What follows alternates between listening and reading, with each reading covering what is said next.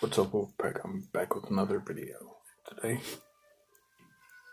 is part 12 of the Alan Jackson Who Says You Can't Cook It All cookbook series. And today is twice baked potato cheese soup. Let's do this.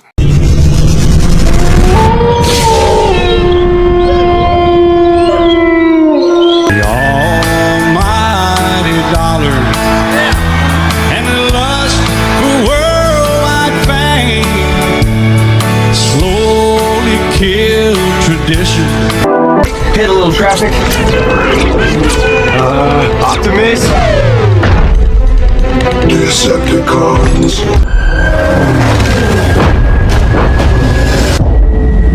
Y'all sweet, I appreciate that. First thing I want to say is that there'll never be another Loretta Lynn. That touched my heart listening to that back there.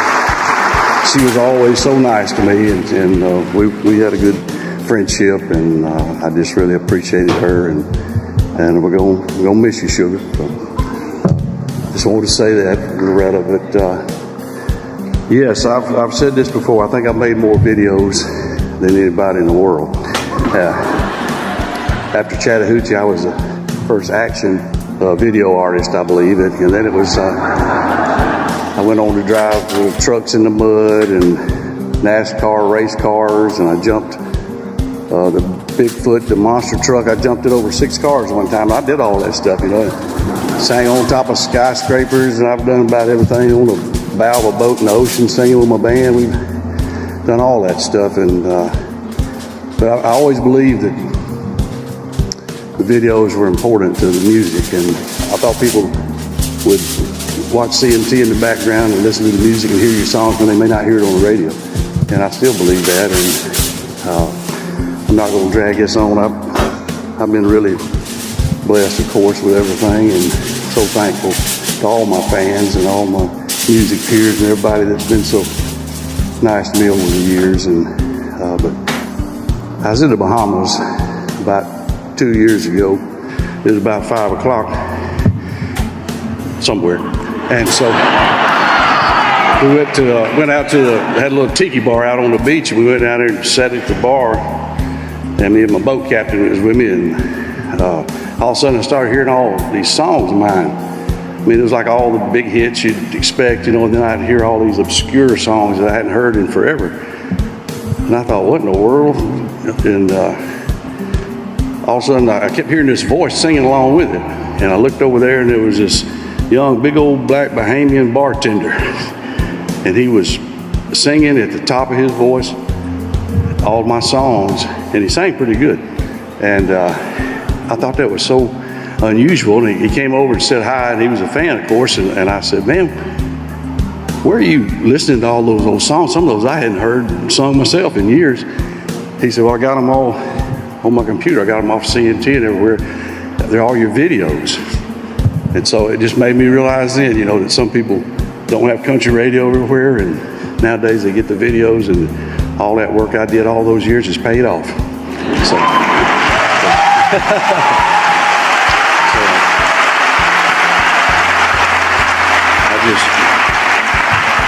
I have to say thanks to CMT especially for getting all that music out there, because the music, they heard my songs, and sometimes the video gave it a different expression to people. They got to look at it from a different angle, and I think it was really important, and I think it's helped prop up my career all these years. So God bless CMT and all you people out there. Thank you so much.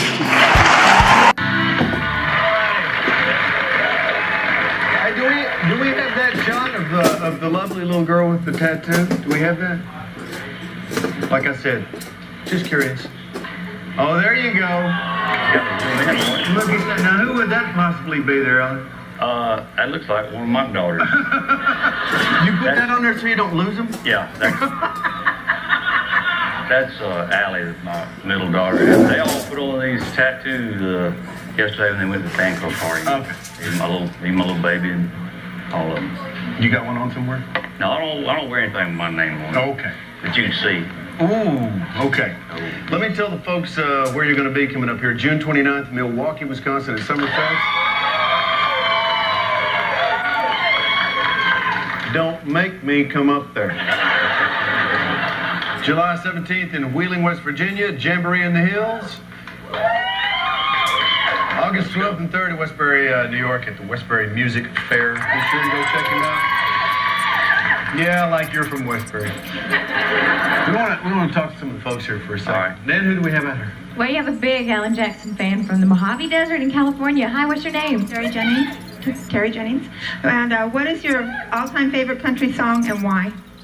Ooh, that's tough. I know I have so many favorites that I like, but I always seem to come back to George's song, Jones. He stopped loving her today because it's just hard to beat that song and how it was written and his performance and the record and the whole deal. I mean, it's right up there at the top. I heard him sing it Monday morning. Did you? Like you can't believe. He's still singing good even after his deal. It's very, very nice. Somebody told me a story that when he recorded that, they actually had Tammy came in and that she sat down on a couch and there was just a light on her. And when he sang the vocal that we have all loved and decided made that our favorite song, he was looking at her when he sang it. Wow. Incredible song. Sorry, a little trivia there. That's quite all right. This is a fella from Noonan, Georgia, Alan. Wow, how about that? That's my What's your hometown. name? My name's Dan O'Dell. Hey. See how you money? Not yet. Not yet. If you hadn't become a country singer, what occupation would you have chosen for a career instead? Well, I don't know if I had the opportunity to choose anything. It might have been whatever I ended up with, but it seemed like I was heading more into the car business, most of my life. I'd always fooled with cars, and I sold them for a while, and I worked on them, and I love that business. And I don't know, I've done so many different things that I have no idea what I would ended up with. That would probably be the best guess. Didn't your dad work for Ford for like a long time? Yeah, he worked for a Ford plant in Atlanta forever. Since I was 5 years old until he retired. Then you did the Ford commercials. Yeah, we're just eat up with it. Yeah. Tanner, who we got here? This is Karen Sexton. Where are you from, Karen? Birmingham, Alabama. Birmingham. Yes. What is the most memorable thing that a fan ever did for you? Or to you?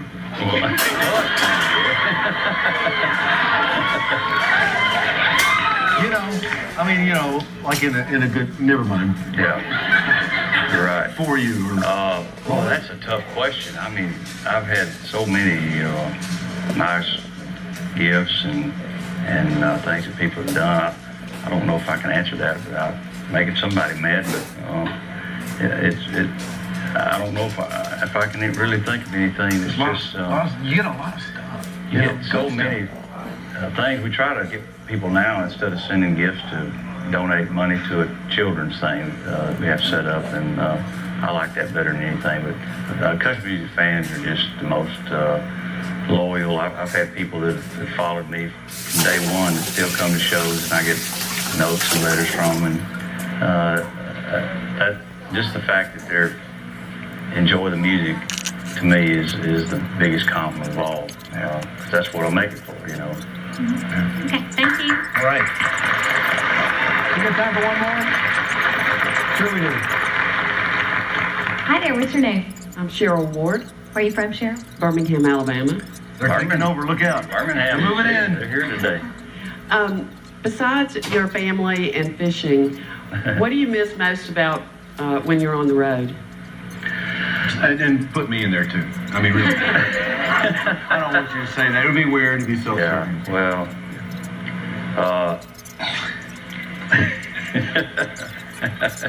home cooking, that's probably what I miss more than anything on the road.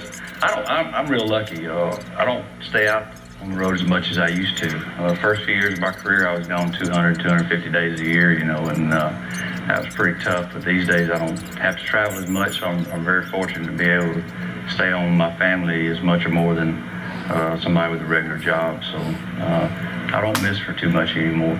home cooking though? Come on, you tell me you don't have some hop sing guy that follows you around, makes you some chicken and stuff? We did for a while, for several years. This outfit traveled with us. Yeah. Cooked some of my wife's and my mother's recipes out there, and my crew finally got so fat we had to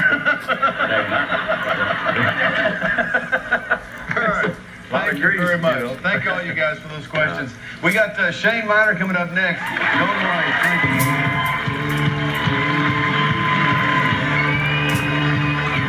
Painted red, the stripe was white. It was 18 feet from the bow to the stern light.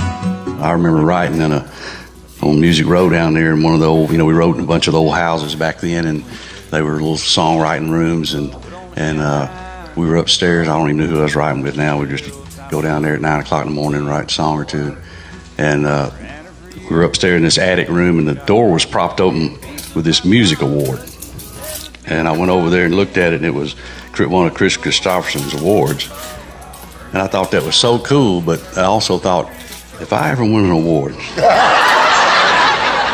I am not going to prop it up and leave it at some building somewhere, propping open the door. So I made sure we've tried to keep all of that memorabilia and everything. And I've got so many awards. It's just embarrassing, I swear. That girl from the museum came to our house. I know her head was spinning because we've tried it. We don't just lay it out like, show it off, but I do have places where we just keep it because we have to. But it's just, there's just so many awards from not just the CMAs and the ACMs and just little radio stations that give me things, and mayors that gave me keys to the cities all over the country and all over the world, all these awards. It's crazy.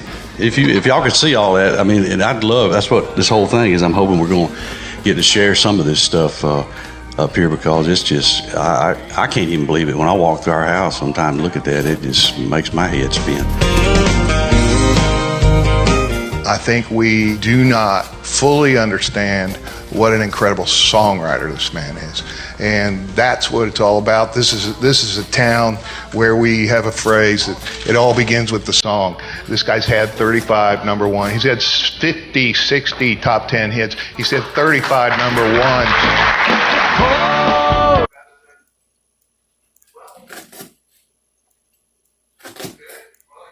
Jerry, when this was before, I had to say this because this was when I was new in town and just songwriting and singing demos. When I'd sing demos for songwriters in studio, they'd call me when it was a real country song. Obviously, it was I sound country, and he had this little segment that for a while there, he played people's songwriters' songs. Daily demos. I played the demos of songs, and you were one of them. Yeah, so they'd play them. It helped songwriters get their songs heard. It was really cool that he did that. But anyway, he played one that I sang.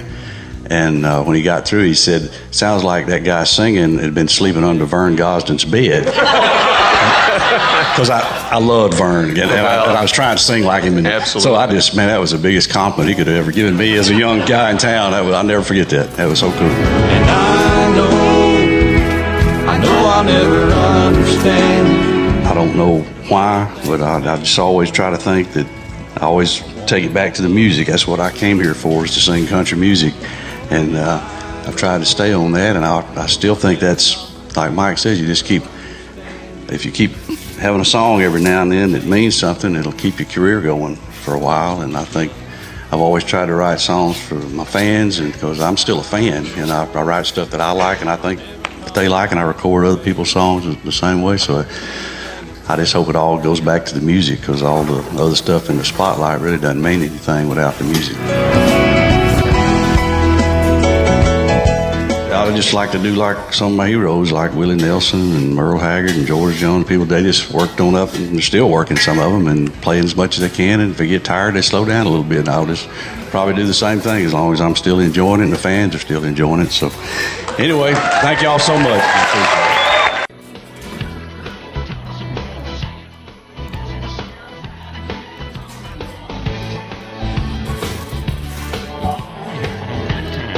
It's not near as hot when you're just signing off. Back in was at the fairgrounds, it was like 150 degrees in those old metal buildings with no air conditioning, and we played at the the racetrack out there. So it's definitely much cooler venue out here, not only temperature-wise, but just it's beautiful, big stadium, a lot of people. Timing wasn't planned; it just kind of ended up that way. It seems like I've always had an album come out in the fall or right before Christmas. I think they always try to do it, before Christmas, so they think they're going to sell a bunch more albums that way. But it just kind of happened this way, But it's really turned out to be seemed like a good time, timing-wise for the album. Everything is that I've done for it, just media-wise and things, it seems like it's better than doing it in the wintertime. Well, I think a lot of them are opinionated, and I think they feel like they're connected to you, and they are. I mean, I think the country music fans they enjoy knowing about you personally, and it's not most of the time in a nosy kind of way. They just are sweet and they care and they feel like they want to know about you, and they're connected to you that way. And yeah, they do. They get freaked out if you shave your mustache off, or you like now a lot of them fuss at me. Well, your hair, you don't let your hair grow out long anymore. And I said, well, it won't grow long anymore. This is about as long as it grows. So they do get affected by all that. And I guess the funniest thing, I wore them holy jeans ever since the Chattahoochee video when I wore them in there, and I bet I've heard a million times. Usually it's a lady more like my mama, and they'd say, I know good and well you can afford some blue jeans without holes in them now. They just always thought it was terrible. I wore them raggedy blue jeans. I said, I told them it costs more to get them to look like that than it did when you buy them off the rack. We decided to move up here. Of course, I'd never been anywhere, and I called and just rented this apartment over the telephone, and I didn't know anything about Nashville. And then it was out there near the airport, and when we showed up, we actually arrived on Labor Day weekend, which was a holiday, of course, and it was supposed to be an all-adult kind of no children kind of apartment place and laid back. We got there and there was children running around all over the parking lots, and people had their cars jacked up in the thing, changing oil, and it was a little different than what they described. And I think we had a fire and a gunshot within the first month or so, and we got there that day, and I didn't know anybody in Nashville, and Denise we had everything we owned in this U-Haul trailer, and wasn't much, and she had to help me carry a sofa up and all the heavy furniture up 2 flights of stairs to this apartment. So it was, she wasn't happy about it. It's like I was saying, I never have cared much about all that, but and a lot of times I'd shaved in the wintertime or grown a beard or something when I'm not working much, and that's what happened last December. I had finished touring, there wasn't anything going on. I thought, well, I'm just going to get tired of trimming that thing. I just shaved one day, and I have time to time, and my children were young, it'd freak them out, so I wouldn't do it much with them, but now they're older. But what happened was that video came up all of a sudden, and it wasn't time to grow it out, so I just shot it without it, and it just kind of, so my wife said she kind of liked it because that's the way I looked when we married. I didn't have a mustache, and so I left it that way for a while, and then a lot of people said they liked it, and a lot of people fussed about it, and I don't know, I think I just grew it back. Got tired of hearing about it. Well, like most people's reaction that are close to us that know what it's about. I mean, she cried and was very emotional about it, and it's a heavy song, and if y'all don't, some of y'all that don't know, it was when we found out Denise had cancer a year or so ago. This song just came out, and I never even told her I wrote it, and I didn't play it for her, and we went in to cut this album, and we ended up doing it, and just included it on the album and for her, and it's just a lot of emotions that was going through my mind at the time, but I tried to write it where it wasn't so obvious, and because we learned, we met so many people and heard so many stories about going through the same situation, and I was hoping that people might relate to it that have been through that, and I think that's, so far, it's the way the reaction has been. I'm Alan Jackson, and I'm another voice against violence. Every day in America, 14 people under the age of 20 are killed by a gun. In a recent survey, 39% of kids said they knew someone who'd been killed or injured by a gun, and 60% said they knew where to get a gun. We're losing an entire generation to violence. Violence doesn't solve a thing. Think about it.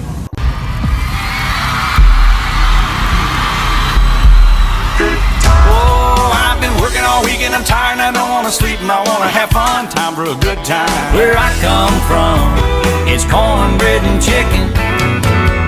It's 5 o'clock somewhere. It's gone country. Look at them boots. Yeah, way down yonder on the Chattahoochee. Never knew how much that muddy water meant to me. One down-home favorite welcomes another to town. Well, way down yonder on the Chattahoochee, it gets hotter than a coochie-coochie.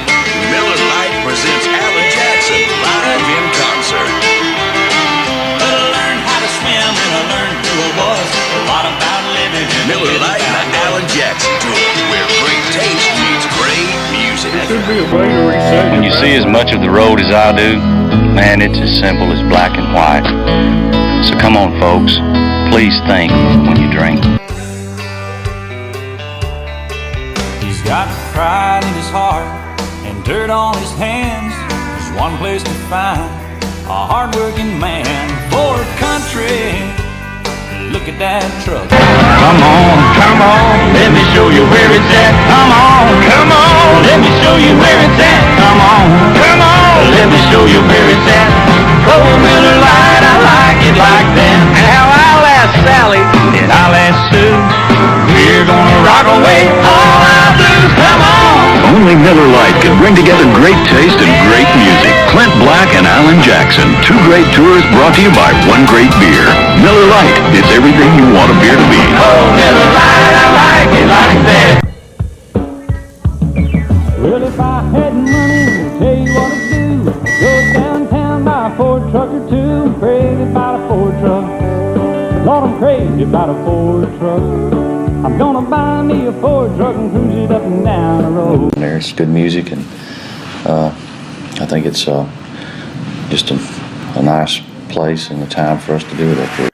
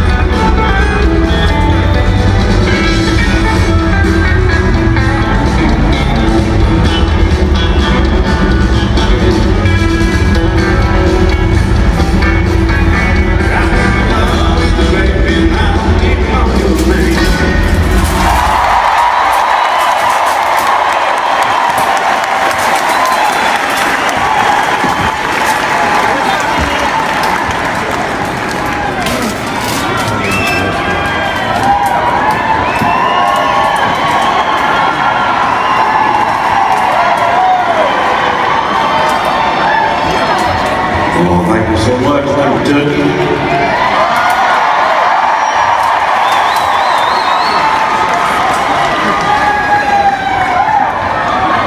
I'm Alan Jackson, the band, the Stray Horns. Good to see y'all out here tonight. Thank you so much for coming out here again to hear us play a little country music for you.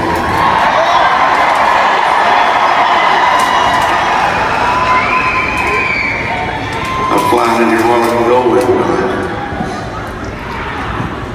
Always, sometimes I kind of forget how beautiful Kentucky is up here, man. It's all that farmland. It's a lot like Tennessee too, but I tell you, it's beautiful up here. I love this state. I've played a lot of shows across here over the years, but anyway, like I said, I'm here to play y'all some hopefully real country music tonight, is what I call it.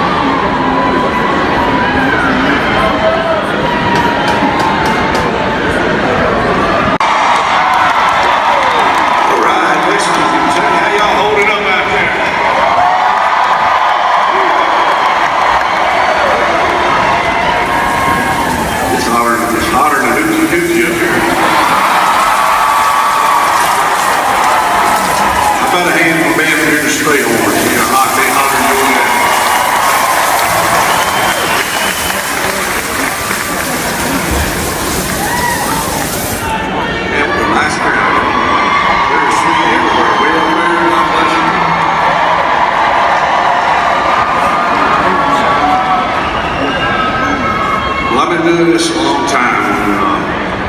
Been touring professionally for over 30 years or so now. I played this arena, I think they said 10 times or something, and they gave me this special gift tonight, and they were supposed to take a picture and try to put it up on the screen. Did they get that where they could show it?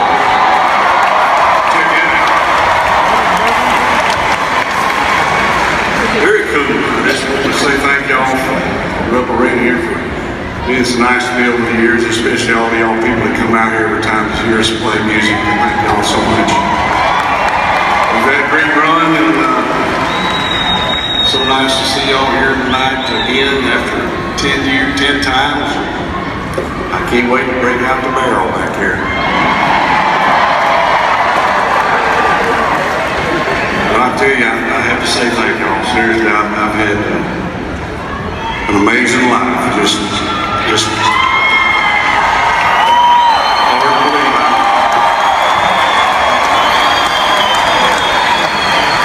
just a small town country boy from Georgia and moved up to Nashville. Not much sense about music business. Just all this is happening is just American dreams. Really, it's just American dream. So blessed to have y'all thank for coming to all these shows and buying my records all these years. We really appreciate it so much. Hope y'all have enjoyed it. I'd like to do a song for you now that was my first hit as a recording artist, but it actually wasn't my first song to be released. I'd worked for years to get a record deal, finally did in Nashville. It was tough back then. We got the record deal, I recorded this album, we put out the first single, we were so excited, and it died a miserable death on the charts. I was bummed out, came home off the road, playing some club, and came home with my wife Denise, and she said she was pregnant, and we weren't, neither one of us quite ready for that. It snuck up on us somehow. I don't know what happened. I guess it been a whole thing. But anyway, I was happy but scared because I thought, man, this song died, and I'm going to have to go back to work and get a job now, pay for this baby. But luckily, the record label said to put out this other song, and they did, and I hadn't worked since.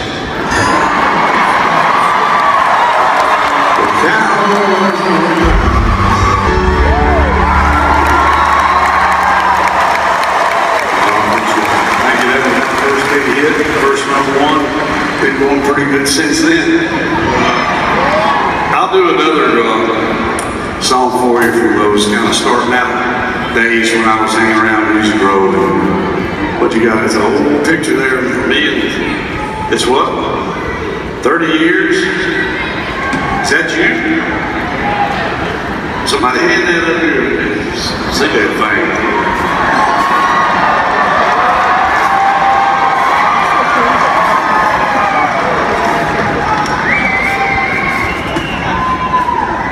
This is me and this young lady down here 30 years ago.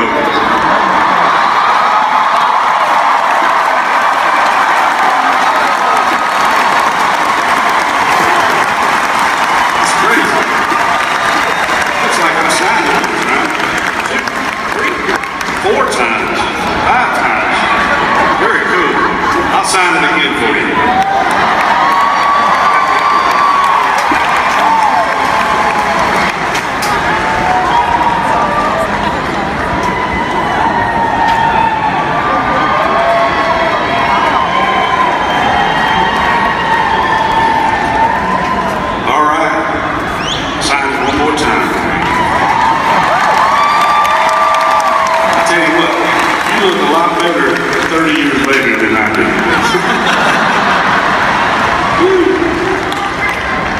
So, anyway, I forgot what I was doing here.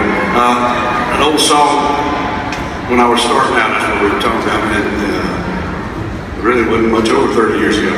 But I was down on Music Road writing with this boy one day, and it was the first time we'd written together. He was asking me about music in my life, and what I remember when I was young. I told him we didn't have much kind of church music stuff, that's about it. But when I was 5 years old, my daddy worked for the Pepsi Cola plant there in Georgia, and they had this employee contest, and he won this old radio box, kind of wooden radio set on the counter, and that was the first music thing I remember at home, and that ended up being the opening line of this old song. And a few years later, I got to record it on my first album, went on to be a big hit, and the Country Music Hall of Fame called me up and asked me about the radio. We went back down to Georgia and found it in my daddy's garage, dusted it off, brought it back to Tennessee, and they put it in the Country Music Hall of Fame. Daddy, in that honky-tonk train, yeah, I'm chasing that neon rainbow. You live in that honky-tonk train.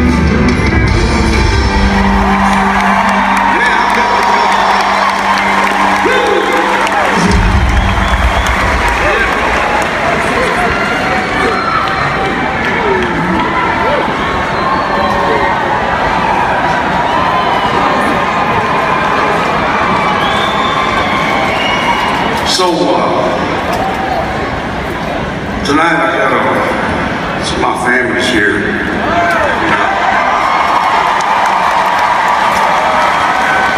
my sister's boys. He's my nephew, of course, and he's a grown man. Not like a little nephew, he's like a big nephew. He's actually a pilot for a company. He's based out of Louisville over at UPS. He flies for them. He's a big country music fan. He's always supported me over the years. And tonight is his birthday. I can't remember. I think it's like 48 or something. I can't remember. He's out there somewhere. I don't know where they're sitting. They can find him. Oh, he's out at the sample. They can put a spotlight on him if they want to. Anyway, he loves country music as much more than I do. I just felt obliged to do a little thing for you tonight.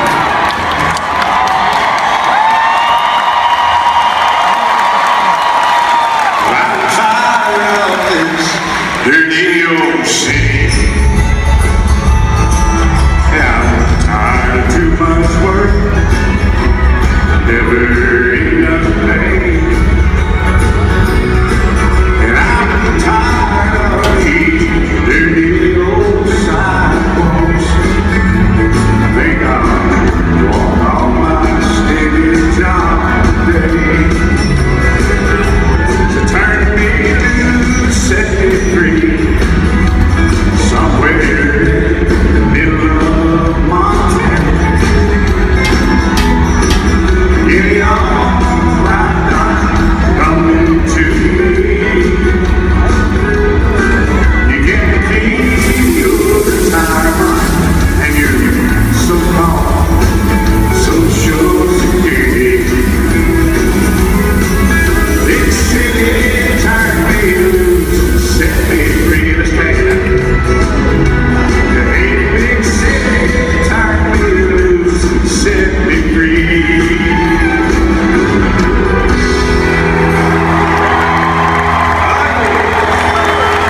Happy birthday, boy. Many of y'all didn't know that's Merle Haggard, dude. One of my big deal. Proud to do it. So, yeah, I love it. I haven't sang that thing in a long time. Woo! So what we doing here?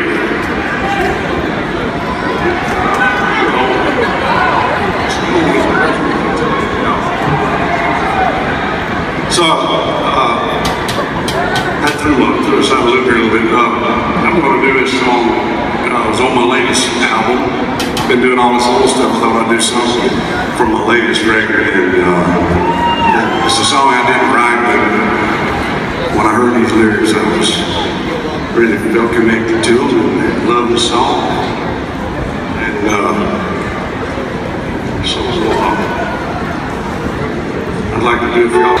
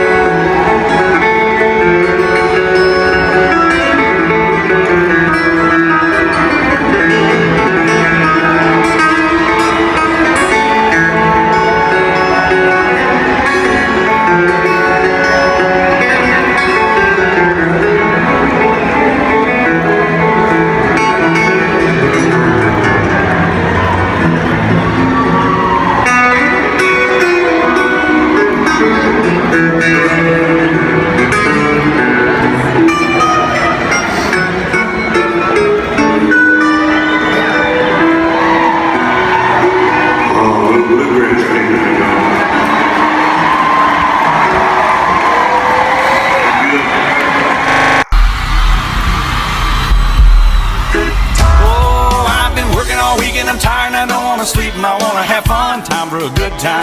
Where I come from, it's cornbread and chicken. It's 5 o'clock somewhere. It's gone country. Look at them boots. Yeah, way down yonder on the Chattahoochee. Never knew how much of muddy water meant to me. One down-home favorite welcomes another to town. Well, way down yonder on the Chattahoochee, it gets hotter than a hoochie coochie. Miller Lite presents Alan Jackson live in concert. But I learned how to swim and I learned who I was. A lot about living in Miller Lite and the Alan Jackson Tour, where great taste meets great music. That's right. When you see as much of the road as I do, man, it's as simple as black and white. So come on, folks, please think when you drink. He's got pride in his heart and dirt on his hands. There's one place to find a hard-working man. Ford country, look at that truck. Come on, let me show you where it's at. Come on, let me show you where it's at. Come on, let me show you where it's at. Oh, Miller Lite, I like it like that. Now I'll ask Sally and I'll ask Sue. We're gonna rock away all our blues. Come on. Only Miller Lite can bring together great taste and great music. Clint Black and Alan Jackson, 2 great tours brought to you by 1 great beer. Miller Lite, it's everything you want a beer to be. Oh, Miller Lite, I like it like that. Well, if I had money, I'll tell you what to do. I'd go downtown, buy a Ford truck or two. Crazy about a Ford truck. Lord, I'm crazy about a Ford truck. I'm gonna buy me a Ford truck and cruise it up and down the road. A lot of great acts on there. It's good music, and I think it's just a nice place and a time for us to do it. Don't rock the jukebox. Wanna hear some Jones. My heart ain't ready for the Rolling Stones. I don't feel like rocking since my baby's gone. So don't rock the jukebox. Play me a country song. Before you drop that quarter, keep one thing in mind. You got a heartbroken hillbilly standing here in line. I've been down and lonely ever since she left. Before you punch that number, but I make one request. Don't rock the jukebox. I wanna hear some Jones. My heart ain't ready for them Rolling Stones. I don't feel like rocking since my baby's gone. So don't rock the jukebox. Play me a country song. I'll play a little country music back there.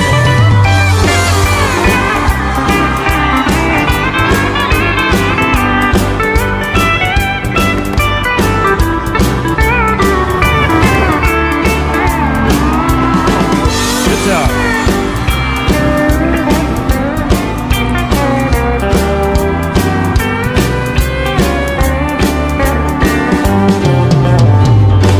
I ain't got nothing against rock and roll. When your heart's been broken, you need a song that's slow. There ain't nothing like a steel guitar, drown a memory. Before you spend your money, baby, play a song for me. And don't rock the jukebox. I wanna hear George Jones, 'cause my heart ain't ready for the Rolling Stones. I don't feel like rocking since my baby's gone. So don't rock the jukebox. Play me a country song. You don't rock the jukebox. Play me a country song.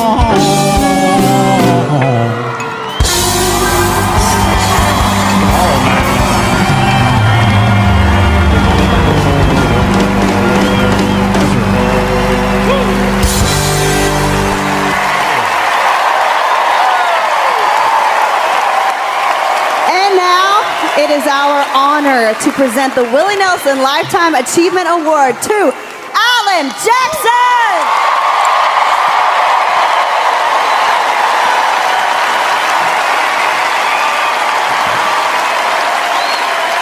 Oh, thank you. Thank you so much. Appreciate y'all singing too. That was nice. Country music's been real good to me, and I fell in love with it when I was a young man. I really loved the instruments, the steel guitars and the fiddles and things like that gave it such a unique character to me and made it its own. And I love the lyrics and the songs and the artists and the melodies and the harmonies. And it's just real American music to me. And I one night watching television, and this movie came on about the life of Hank Williams, and it just really inspired me. And I came to Nashville with nothing. Gary's talking about 3 chords and the truth. Mine was more like 3 chords and a prayer. But hung in there. The prayer got answered a little bit. But anyway, So I've just been such a fan of this music, and I wanted to come to Nashville and try to carry it on, the kind that I loved. And thinking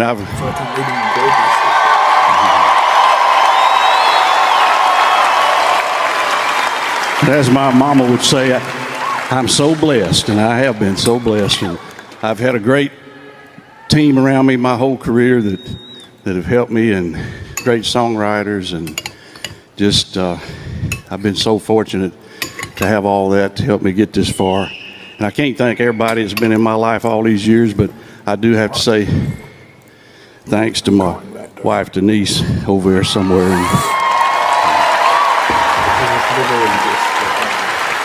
We started out as teenagers, and she's hung in there and rode this roller coaster ride with me for 40-something years now. And